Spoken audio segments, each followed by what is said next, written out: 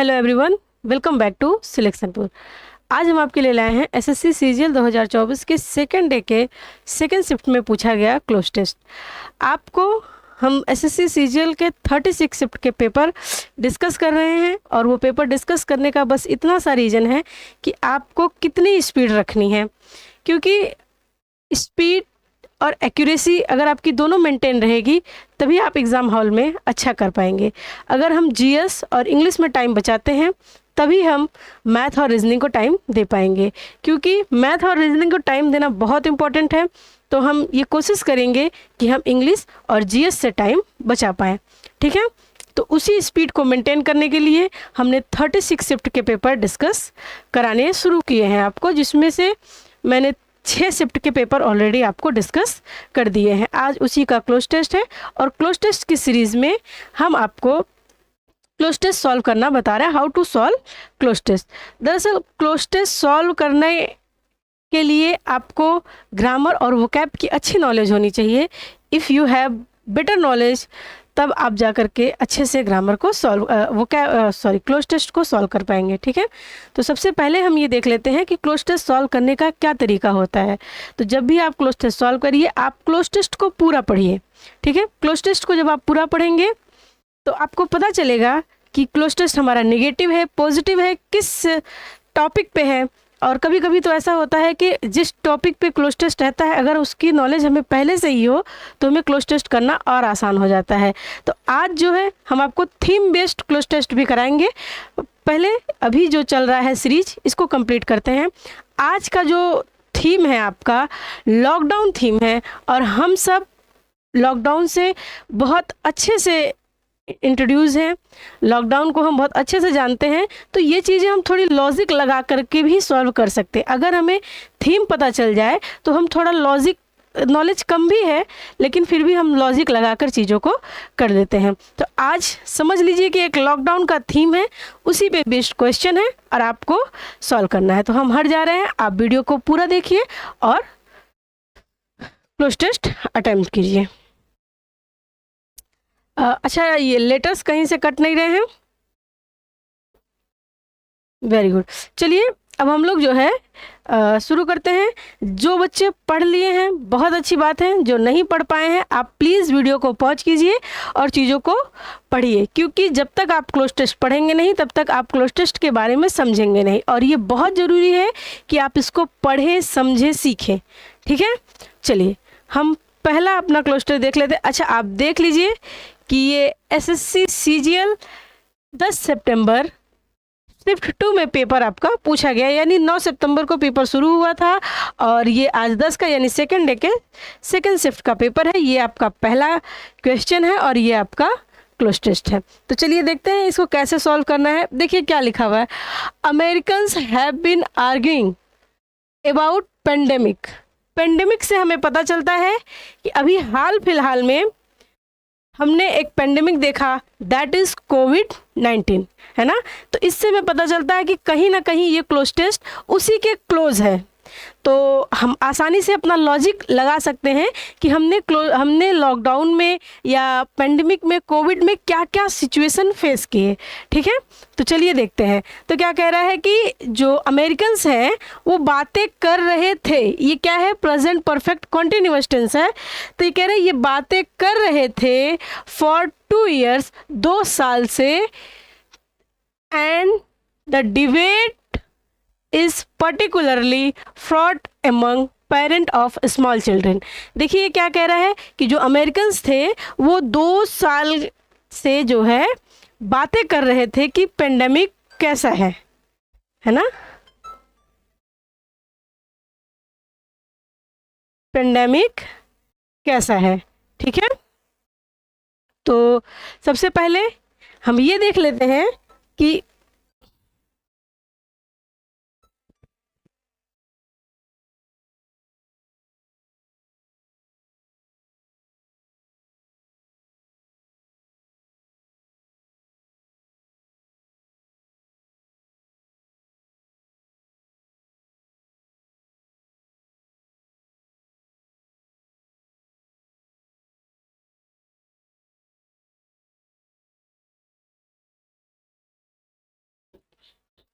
चलिए, तो देखिए ये जो है चीज़ें हम लोग पढ़ते हैं और देखते हैं कि थोड़ा सा एक कॉल आ गया था। तो देखिए ये अकॉर्डिंग टू लॉकडाउन या पेंडेमिक सिचुएशंस की बात है। तो आप देखिए Americans have been arguing about pandemic, है ना, पेंडेमिक में बात कर रहे थे फॉर 2 ईयर। अच्छा, किसके बारे में बात कर रहे थे? इन ट्रम्पेंस। इन ट्रम्पेंस मीन्स क्या होता है? ट्रम्पेंस मीन्स होता है बाधा, रोकना, रिस्ट्रिक्शन करना, और इन ट्रम्पेंस मीन्स होता है छूट देना। तो अब आप मुझे ये बताइए कि क्या पेंडेमिक में हमको छूट मिली थी? हम जहाँ चाहे जहाँ जा सकते हैं, हम जो चाहे खा सकते हैं, जो चाहे कर सकते हैं? तो ऐसा बिल्कुल भी नहीं था। देखिए अगर आप लॉजिक लगाएं तो इस क्वेश्चन को आप आसानी से सॉल्व कर लेंगे। इनटेम्परेंस, तो भाई इनटेम्परेंस तो बिल्कुल भी नहीं था। हमारे जब कोविड था तो हमें क्या थी? हमें एक रिस्ट्रिक्शंस थी कि आपको जो है बाहर नहीं जाना है, एसेंशियल चीज़ों के लिए ही सिर्फ जाना है, आपको बाहर घूमना नहीं है, इस तरीके की रेस्ट्रिक्शंस थी।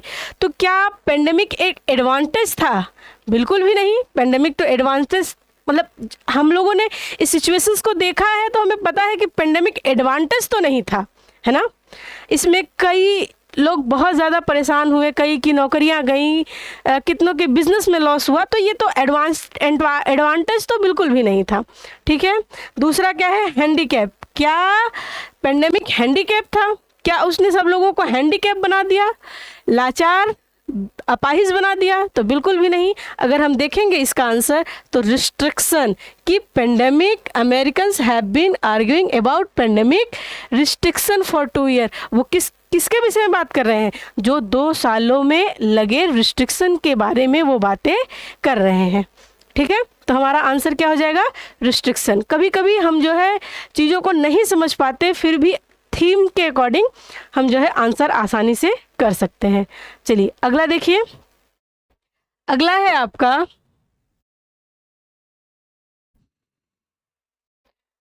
and the debate is particularly fraught among parents of small children। और ये बातें कौन कर रहा है?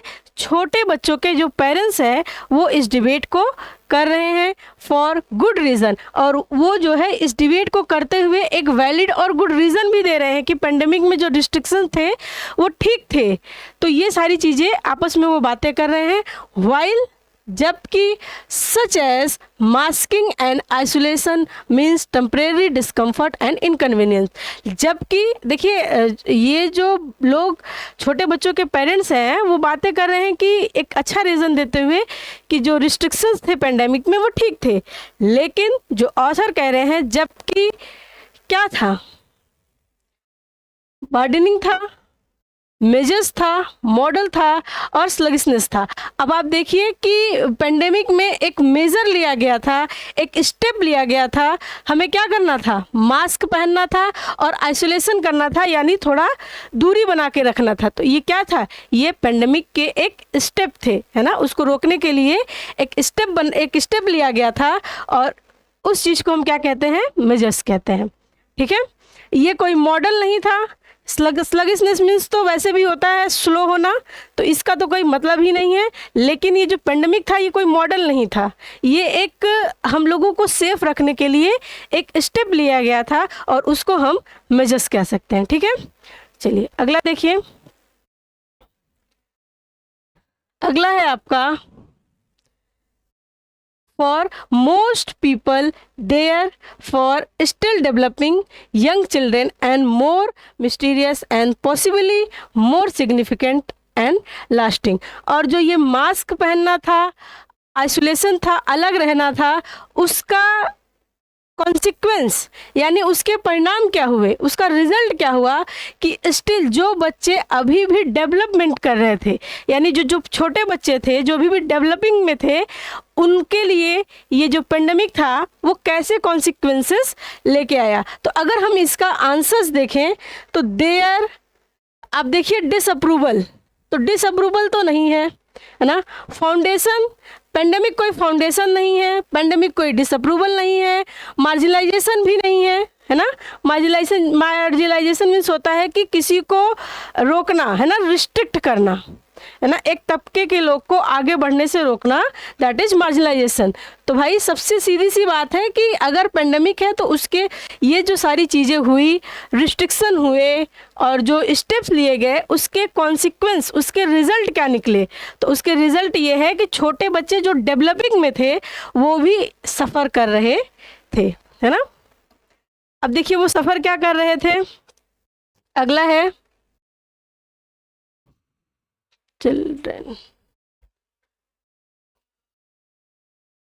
Children with speech and language disorder offers perhaps the examples of these murky trend offs। अच्छा, कह रहे हैं कि जो बच्चे स्पीच और लैंग्वेज डिसऑर्डर से सफ़र कर रहे थे, यानी जो छोटे बच्चे होते हैं कभी कभी वो हकलाते हैं या रुक रुक के बोलते हैं, जो बच्चे ऐसे किसी बीमारी से सफ़र कर रहे थे उनके लिए तो मास्क लगाना और आइसोलेशन करना, यानी अगर वो बहुत ज़्यादा दूर दूर है तो एक दूसरे से बात नहीं कर पाएंगे, उनकी थेरेपी जो है वो वर्क नहीं कर पा रही थी, है ना। इसीलिए यानी वो कॉन्सिक्वेंसेस क्या थे पेंडेमिक के, कि ये बच्चे जो इन सब बीमारियों से, स्पीच और लैंग्वेज डिसऑर्डर से सफ़र कर रहे थे, उनके लिए क्या था, उनके लिए ये चीज़ें सही नहीं थी, क्योंकि ये अपना जो है थेरेपी ये अच्छे से नहीं कर पा रहे थे। तो अब आप मुझे बताइए यहाँ पे क्या आएगा। चिल्ड्रेन विथ स्पीच और language disorder offer perhaps the, है ना। अब आप देखेंगे कि इन डिस्टिंक्ट, क्लियरेस्ट, वैग्यू और नेबुलस। तो देखिए इन डिस्टिंक्ट मीन्स होता है क्लियर, इन लगा है यानी ये अनक्लियर है ना।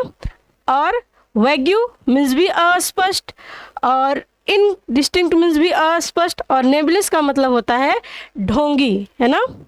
इसका मतलब होता है ढोंगी। तो यानी अगर हम देखें तो ये दोनों एक दूसरे के सिनोनिम्स है। अगर ये हो सकता है तो इट कैन बी ऑल्सो, तो ये भी हो सकता है। तो दो ऑप्शन हम सिलेक्ट नहीं कर सकते, यानी हम एलिमिनेशन के थ्रू इसको सॉल्व कर सकते हैं। और ये ऑलरेडी इतना अच्छा टॉपिक है तो इस पे तो कुछ सोचना ही नहीं है कि क्या होगा, है ना।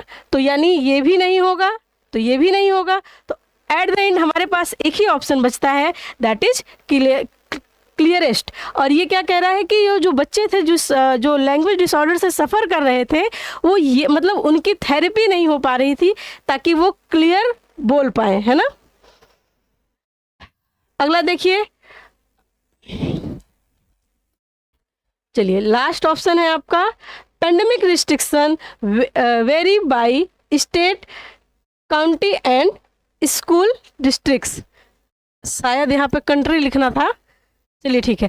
पेंडेमिक रिस्ट्रिक्शंस थे वो वेरी करते थे, मतलब एक ही जैसी सिचुएशन हर जगह नहीं थी, है ना। किसी स्टेट में कोई और सिचुएशन थी, किसी डिस्ट्रिक्ट में कोई और सिचुएशन थी, इवन किसी कंट्री में भी अलग अलग कंट्री में अलग अलग सिचुएशन थे। उसके रिस्ट्रिक्शन यानी एक जगह के रिस्ट्रिक्शन किसी दूसरी जगह कॉन्सिक्वेंस नहीं कर रहे थे, ठीक है। तो ये क्या कह रहा है कि जैसे देखिए अलग अलग डिस्ट्रिक्ट्स थे, बट लेकिन आई स्पोक विथ पेरेंट्स, जब मैंने पेरेंट्स से बात की इन कैलिफोर्निया में, न्यूयॉर्क में एंड मैसाचुसेट्स में, वाशिंगटन में और न्यू जर्सी में, लावा में, और ऐसे बहुत सारे जगह थे।